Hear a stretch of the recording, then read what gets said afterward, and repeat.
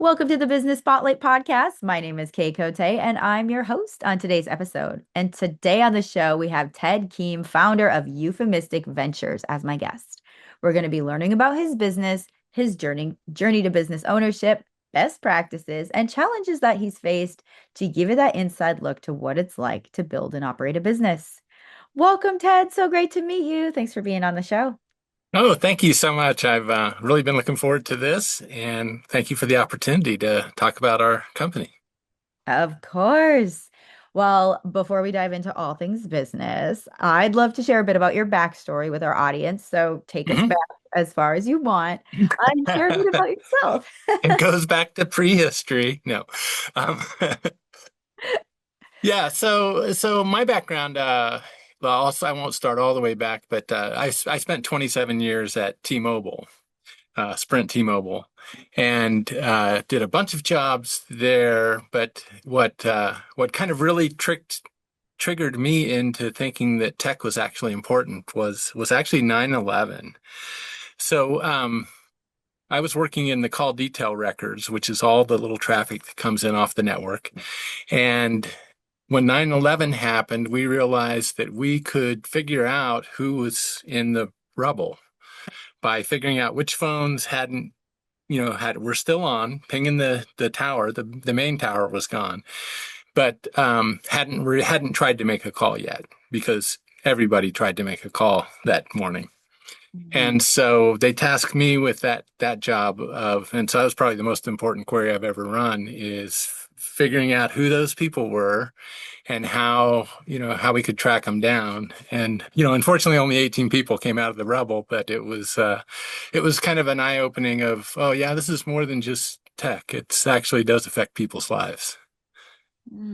Wow, that is a powerful story.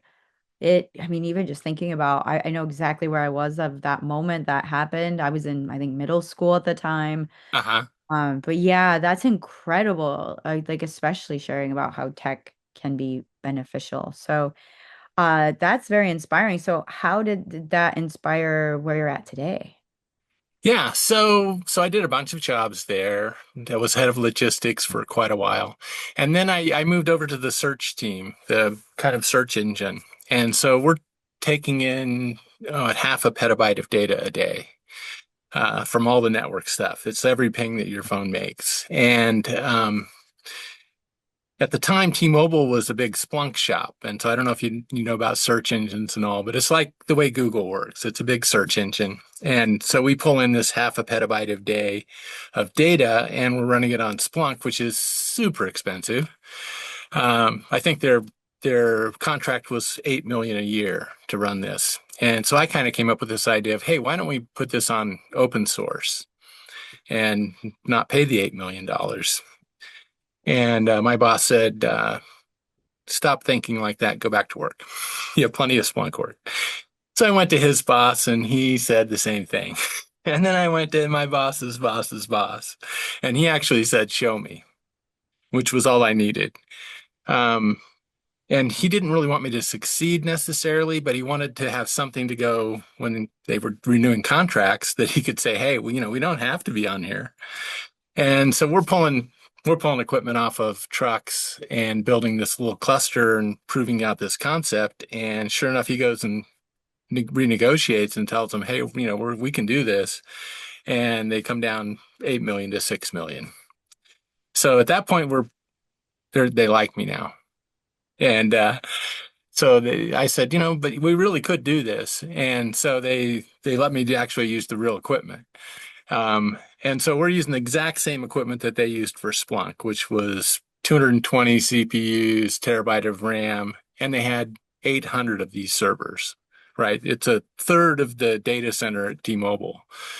So just a huge, probably $34 million worth of equipment. Wow. So, so I built a system that processed that same half a petabyte of data a day on 80 servers because I know how to tune it really well. And it actually performed better and the users liked it better. And I remember we're putting AI in front of it. And I just remember that first day we got this alert that said, hey, Las Vegas is going to have a problem. Nobody knows it yet. not impacting anything, but we can see it's, we've seen this pattern and it's going to blow out and everybody in Las Vegas is not going to have cell service. So we sent the technicians out, they fixed it, and nobody ever knew. Um, and so at that point, right, I'm on 80 servers, $3 million versus $30 million. We go from the 6 million to zero, and so they love me. And I could have just coasted there and just had fun, and I loved the job, but it was like, other people could. There's probably more than just one company that needs this kind of technology. And so I really and I really love our community, so I really wanted to kind of bring it home and work in my community of Lawrence, Kansas, and the state of Kansas, and kind of make this large technology that's really transformational available for a lot of companies. So that's kind of how I got here. That's incredible. So they almost were like, ended up being a great test run for what you are with everything, and then you were able to expand upon that. Yeah, it's probably the biggest Splunk to open source conversion that's ever been done. Mhm. And it was really fun. Great project, great people to work with, and I really loved it. Yeah, that's awesome. And so now looking at the company today, Hmm. let's give a breakdown of like who is your ideal client. You worked with one Hmm. company, so where did that lead? Yeah. So and we only started in March of 2025. But really just wanted to go follow our dream. And originally I was thinking, oh, I need to put out this website, and it's gonna just people are gonna find me and chase after me. And of course that's build it and they will come. No.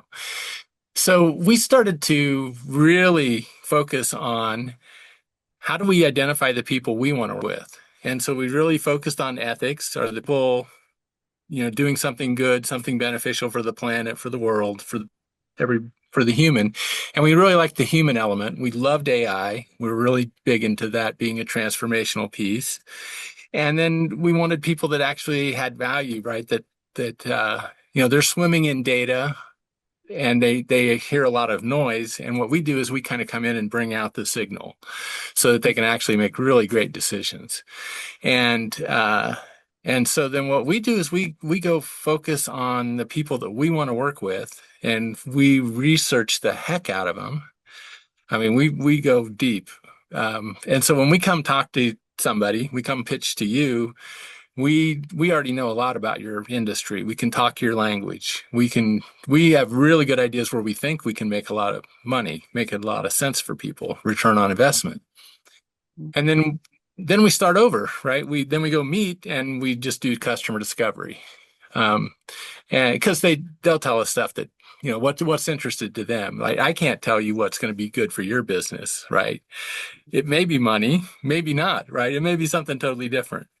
But so we've listened to what's important to their business and how can AI, and search technologies help with that.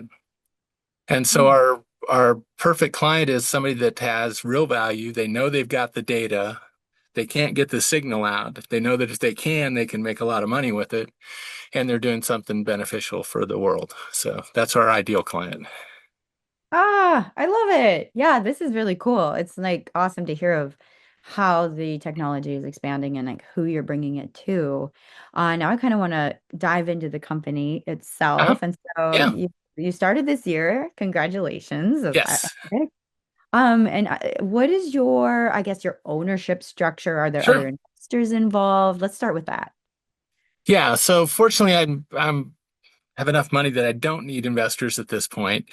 One of the things I did really very deliberately was I hired my chief revenue officer, Craig Stoppel, and then I hired a full stack developer right off the bat before we had clients.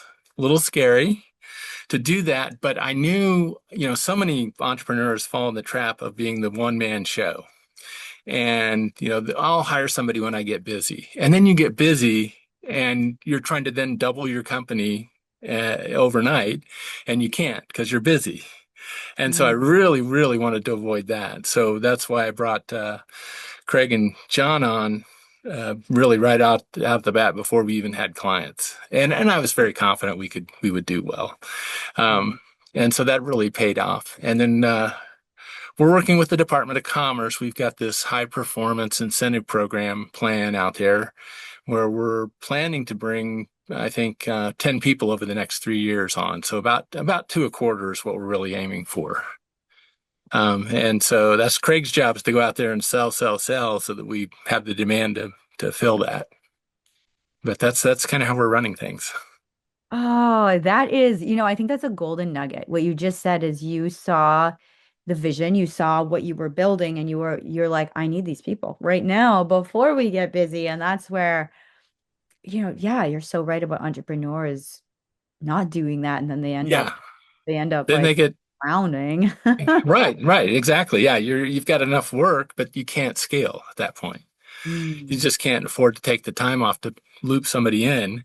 Whereas now I've got excess people ready to help bring those people on. Plus, one of the complaints that you always worry about with a small company is, well, what if you get hit by the bus, right? Or yeah. I always used to say, what if you win the lottery?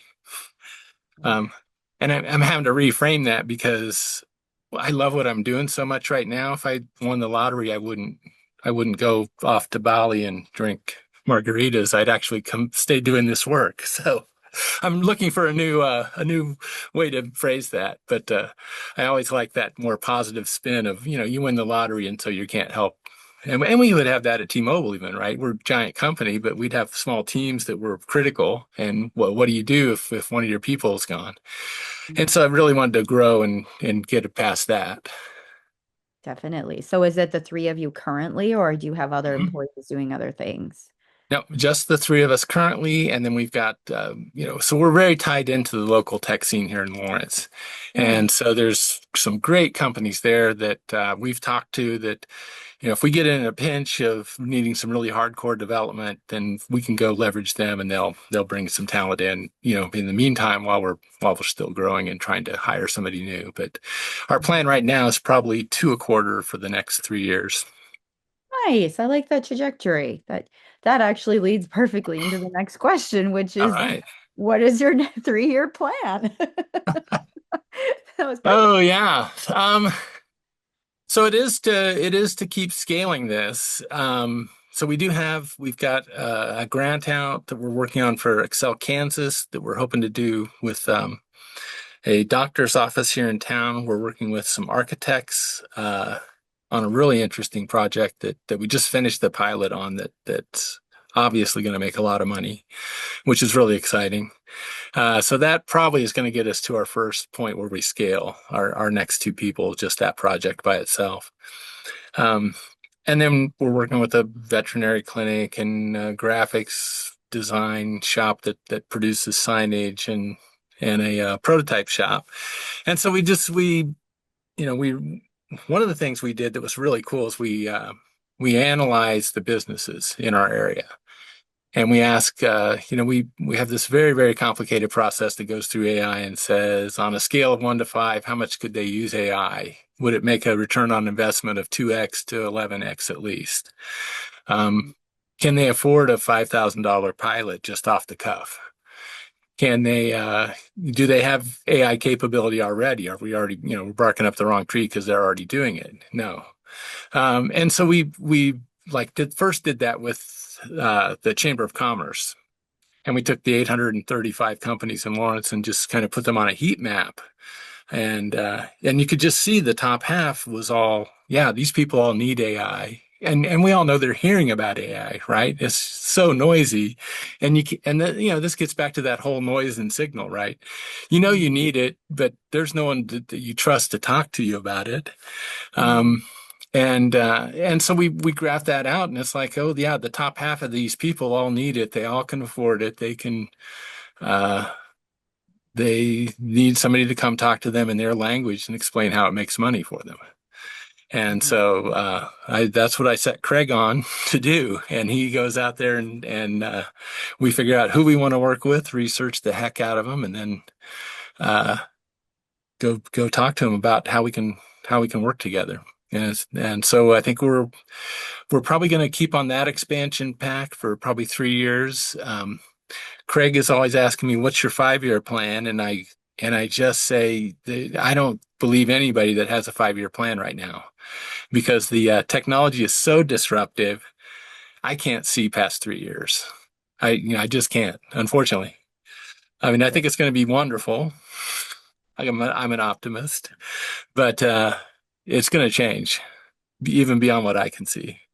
It is in a very fluctuating state. Like it's hard to really know what. Yeah, the 3 years is even like a good Is real stretching it. healthy stretching It's it. stretching it. It is. Yeah. I mean, things are changing so fast. Yes, 100%. And we And get to real general intelligence, which they're talking about, then the whole game changes. And I don't know yeah, what that looks like. yeah, that's a whole nother conversation. Yes, it Um, is. so looking at now, I like to share about, because our audience is business owners, CEOs, and it's a lonely place sometimes because you're like, where do I turn? Who do I turn to? So we like to share real experiences people are going through with challenges of business. And so what is something you're currently challenged with that you're looking to grow in? Yeah, what's something that your company and you are like working through? Yeah. Um, so many, there are a lot of challenges, no doubt about that. Uh, one of the one of the real fun things about being here in Lawrence is there really is a great tech ecosystem. Mhm. So, for instance, I'm broadcasting here from the podcast center of KU Innovation Park, and that's where we do our offices. And we work with the Small Business Development Center, and we work with there's a company called Douglas County Core that brings in entrepreneurs, and we went through a cohort with them. Um, and so that's been really fun because it can, I've seen so many people that they get isolated and they're in this echo chamber and they don't have that ecosystem of other tech entrepreneurs to actually bounce stuff off of. And we participate a lot in 1 Million Cups from the Kauffman Foundation. That's a really great. Kansas has a good one, if I remember right, because I was in the Fargo, North Dakota one, and I remember hearing about Kansas. Yeah. So Ewan Kauffman, who started it, is from Kansas City. So Oh, okay, that makes sense. that's part of it, I'm sure. Okay, okay. Yeah. So challenges, I mean, I think being a small company is a challenge, right? So I talked about that, we call it the bus factor. What if you get hit by the bus? That's a real challenge for us. Luckily, our partners kind of understand that and are betting on us. We're betting on them. Mhm. And with our growth plan, I think we hopefully overcome that, and that becomes a moot question of, you know, we're bigger than that, and it's kind of an archaic question, doesn't matter anymore. But for right now, it does. And Mhm. so addressing that is an interesting problem. But that's why we come in and we try to show quick wins. We try to do pilots first that actually pay for themselves, not just science experiments. Mhm. And so that's been really, really helpful. Oh, Um, yeah, that's really cool. So, like, some of the things that challenge you as a small company, is it like time or is it your resources? What is it that's kind of the challenge, the deeper oh, challenge? definitely time is our biggest challenge. And you have to sleep and take care of yourself and not just dive in 100 hours a week. And I've done that before, right? I did that that was kind of a T-Mobile thing was, oh yeah, you work 100 hours. That's no problem. Um, but I don't do my best work if I'm doing that. And what I'm doing, a lot of the way we use AI, we really believe in human intelligence. That's what's key to us. And we like human creativity and we want people to be doing higher level work. Mhm. And we think AI is a great amplifier of that intelligence. So it's not we hear people say, oh, it's a commodity now. Everyone has intelligence. And that's just so not true. It's taking the architects who are, traditionally the smartest guys in the room, and they've been lagging behind on AI because they're creative. They're very creative people and are fantastic, but they're the ones that should be using AI. They have to take ethics in school. And so they're the people I want to use AI. And so we're helping folks like that learn how to scale up and actually use it productively, not to replace what they do, but to free them up from the stuff that they don't want to do. So they're doing the work they really want to do, the stuff they Yeah. love. Yeah, definitely. That's so true. This has been a great conversation so far. Now I want to take us through our rapid fire All Q&A. right. All right, there's four questions and just answer very top of mind. Okay. All right, question number one is what is the key to success for you? The key to success is probably our relationships more than anything. The technology is there. That's pretty understandable, but it's the authentic, you know, making a difference in somebody's life and somebody's business. That's very personal to them, and that's what we love is to actually come in and raise people up so they're doing the work that they love. Love that. Number two is what is a piece of advice you have for other business owners? Ah. So I really like the way we research people and figure out who we want to work with. And so I think that's a great piece of advice for, a small company is stop building they will come to us and start figuring out who you want to go work with and set the stage. So I did this article on Ed Sheeran's One Shot. It's a video then on Netflix where he just does this. Oh, I'm having a perfect day in New York, and he just goes around and sings, and it's one shot, one camera, and Oh, it's incredible. It's really fun. But when I think about it, I look at that and I see all the planning that went into it. Right? There's 1,000 people that made that look effortless. yep.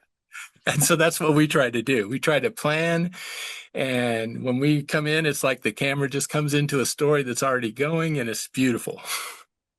That really hits a nail on the head. I'm in the music industry myself, and I Right. have really, yeah, I love to see his work and like how he keeps innovating and staying relevant. And again, storytelling. Storytelling is. Yeah, so that one shot Netflix is really incredible. It's fun to watch. I just wrote it down. Ah, good, good. That's funny because that answers my next question, which is like, what is a piece of content? It could be like a book, a show, Ah, anything that's impacted you lately. sure. Well, so I've got three books that I probably changed my life this year. One is Matthew Walker's Why We Sleep, which is, you think that sounds like it is a scientific book, but he's just so grounded, and sleep is so important. It's fantastic. Daniel Pink wrote I've been following him lately. I think We're All in Sales is the book that I recently read that's just fantastic. And that really gets into the whole customer discovery and has been really helpful for us in how we frame things. And then a local author here, he's a national author, Brian Welch, wrote The Gift of a Broken Heart, and it's just profound. So I've been really enjoying that book. Cool. I wrote those down too. Those are great. Final question, and feel free to Yes. elaborate on this. If I gave you a magic wand Hmm. and you could rapidly improve one aspect of your business, Ooh, what would it be? what would it be? Probably more equipment.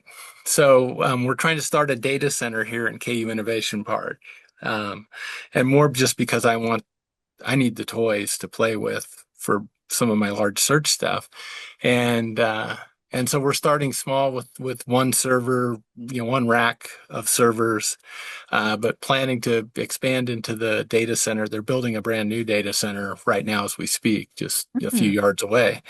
And so we really want to get into that space and understand it. And so if I had, if say I had 40 giant servers, that would really help. Nice. Well, that is incredible. Well, hopefully on this, this podcast helps to build that. So, how can people connect with you and your business online? Yeah, so we're at euphemistic.com, and it's euphemistic spelled with a Y. So I don't know if you can see it in the background there, but Mhm. so which is kind of a interesting word. It means a good sounding mystic. A euphemism, right, is a good sounding word.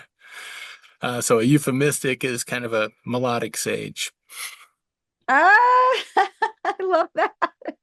Oh, well, thank you for sharing that. Now, Ted, for our final question of this interview, What is most inspiring to you today? Ah, um, probably intelligence is by far is the most inspiring thing, and and that's human intelligence. I mean, I love what people do, uh, and what I see what people do.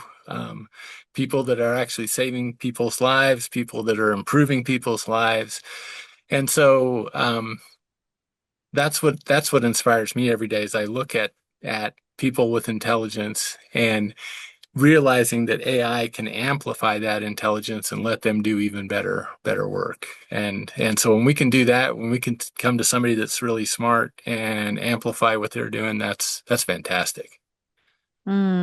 Well, that was inspiring to me today, and I'm sure our audience also feels that inspiration. So thank you so much, Ted. It's been a joy No, talking. thank you. Yeah, I've really enjoyed it. Thank you so much. That was fun.